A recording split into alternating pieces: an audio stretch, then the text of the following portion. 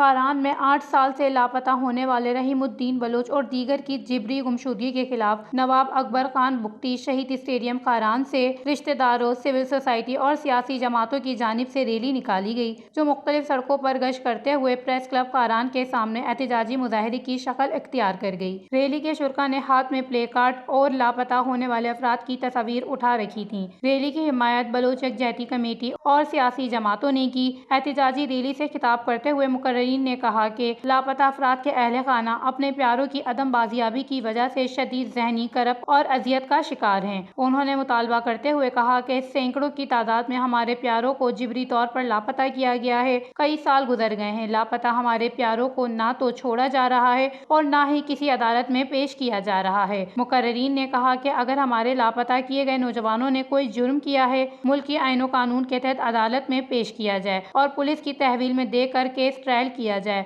वरना धरना देकर मजीद सख्त अंदाज में एहतजाज करके मुजाहरे और रैलियां निकाली जाएंगी। Watch news Kharan, Balochistan.